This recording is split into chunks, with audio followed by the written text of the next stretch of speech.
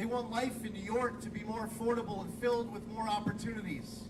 They want freedom. They want a government where they feel like they're in charge of their government. They want public servants who believe that public service is about serving the public, not being served by the public.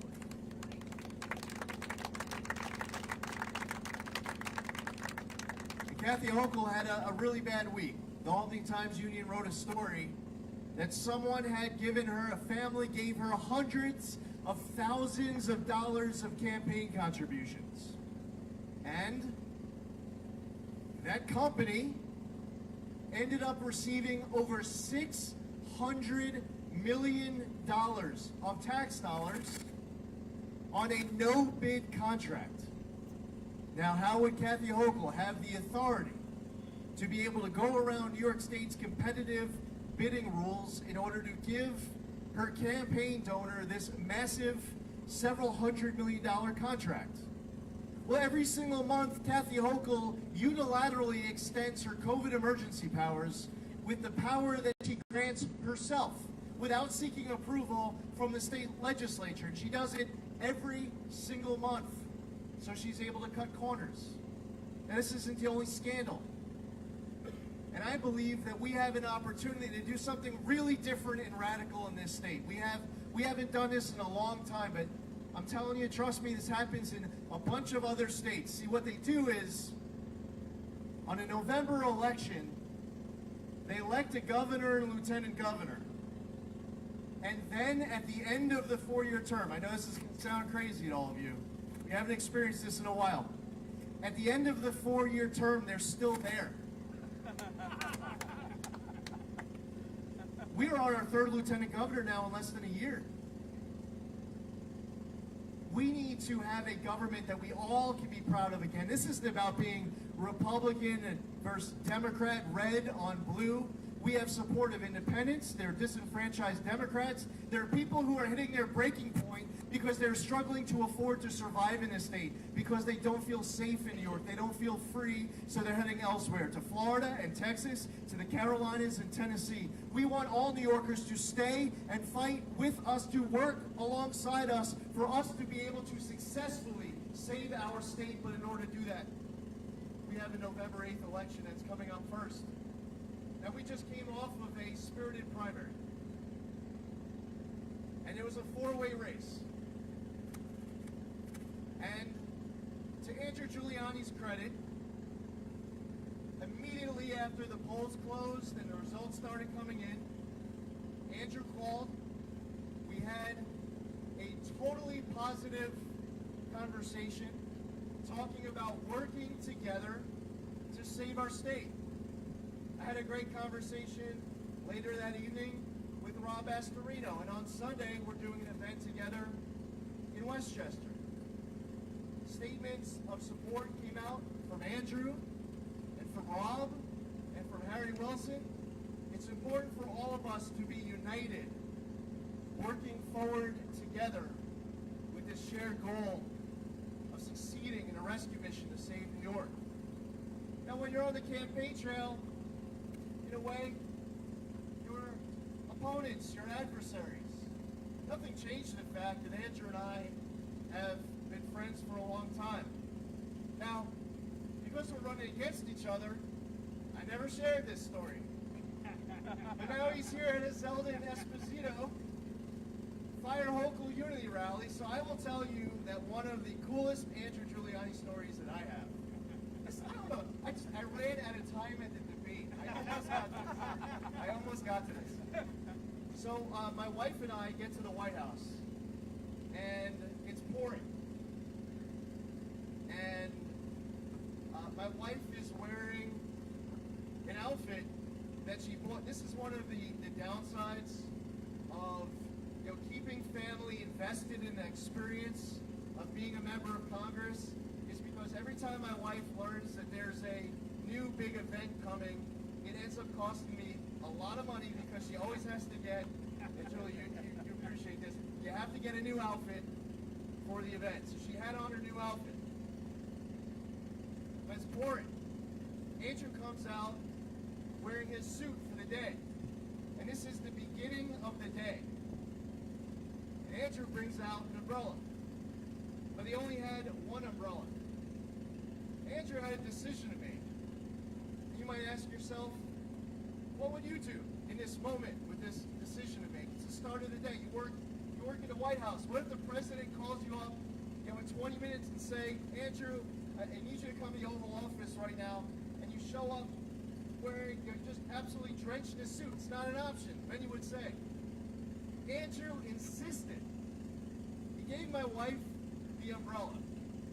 And Andrew is standing out there in the pouring rain, destroying his suit at the start of a workday. And I remember asking him, like, Andrew, what are you going to do? His mind was thinking, I was like, I don't know. But all he did know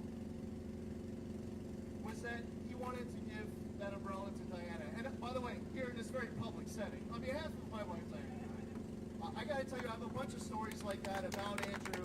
He's a good man. His heart is in the right place.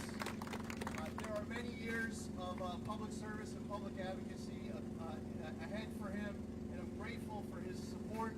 This is a unity rally, and we are unified in the goal of firing Kathy Hochul and saving New York. So thank you again, Andrew. Maybe next event, we have a few of these today. I'll keep coming up with new stories to reveal each stop. Well, like you, like me, your wife is the most charming in the couple, so I have a situation, so I did it for her. Yes, Andrew and I both married way up. Speaking of marrying way up, and I served with him for 4 years in the New York State Senate, my friend John DeFrancisco is here, the former state senator. John, are you in favor of repealing those cashless bail laws, I bet, huh? Oh, yeah. I bet John would love to be able to.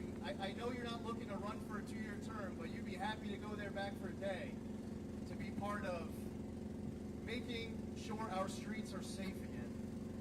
Put on our website, zeldinfornewyork.com/securestreets.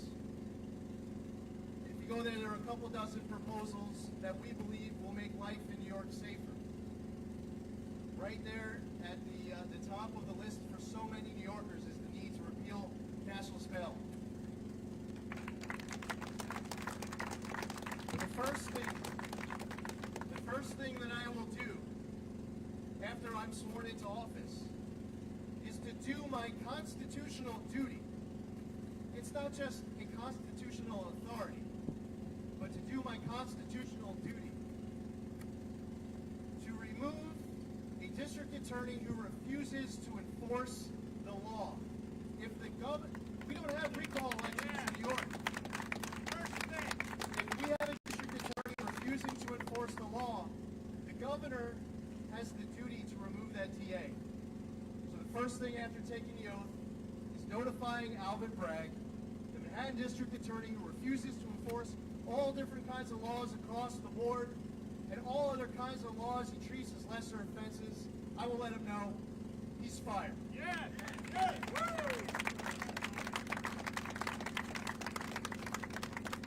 Last to close, and this is something Allison mentioned. The biggest issue last night coming out of Monroe County wasn't on a stage in Fairport. When Allison and I were with the Monroe County sheriffs back in their office, they got word that 2 Rochester police officers were shot. They later would learn that one of them died. And as we take a moment going forward from here with a clear sense of purpose of what brought us here today, but an even clearer sense of purpose of what we need to do going forward between now and November 8th and beyond, regardless of your politics. It's about being New Yorkers.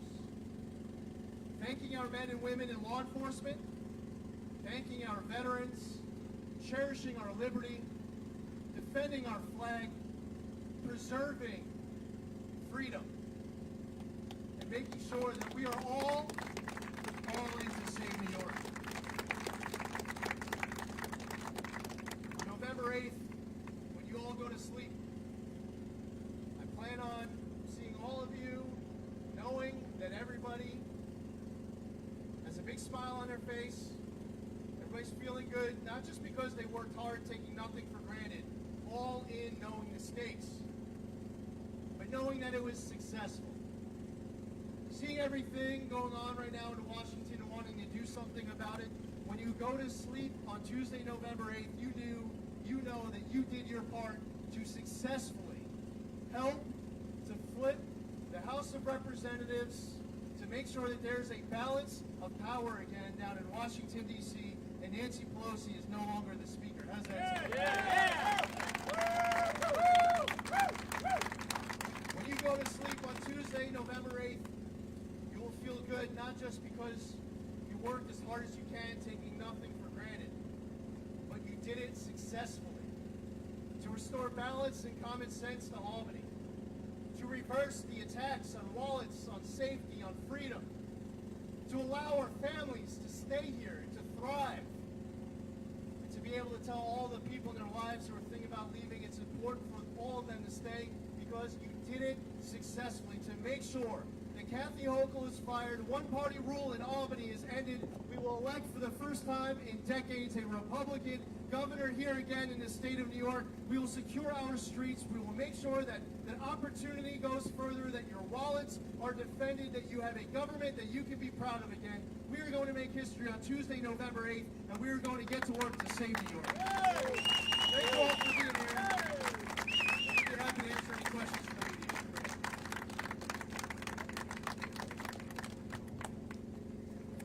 If I can start moving towards the candidates, please. Thank you.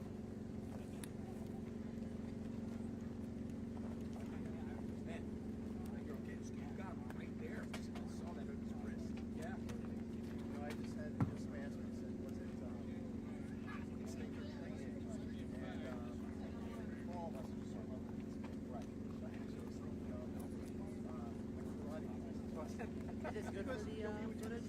Andy, is this good where they are? And you only needed a second though because they're a superhero.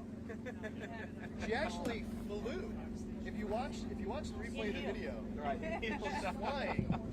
You can actually see the cape if you slow the. Did you keep the heels on, importantly? See, I would not have been able to keep my heels on. If we have more people on that side as well, please. We'll go on their side. Are you overnight? Or are you going tonight? Overnight, going back tomorrow morning. Yeah, I did one because but he's got a week tomorrow or something like that. Yeah. Oh wow. Yeah. Did that just happen suddenly? It happened like yeah, it was pretty sudden. Good. Media, okay. 1, 2, 3. Okay. All right. Happy to answer any questions you have. Congressman, when that person ended up on stage with you yesterday, it looked like there was a brief moment of confusion as to what was going on. When did you sort of realize there was, a problem? So in my peripheral, at first, I saw somebody come onto the stage. But it wasn't until he got closer that I saw two different things happening that would trigger two different reactions. The first thing I saw was that he was wearing a hat that says he was a veteran. Now, the way that I'm wired, when I see somebody wearing a hat that says that they're a veteran, my guard couldn't possibly be more dropped. But at the same exact time, I noticed he had a weapon in his hand. And it had two holes where he had two fingers through the holes. It had two sharp dagger-like edges on it. And he was telling me, "You're done." And obviously, in that point, regardless of whatever's on your hat, this was not a normal situation, and there needed to be action taken. When he lifted up his hand and he was lunging for my throat area, the first thought was to grab onto his wrist and just to hold it, because there were so many people around that I would expect there to be help quickly. And that's what happened. And Allison was right in the middle of that fray. A bunch of other people came. They tackled this attacker right away. And within minutes, law enforcement was there.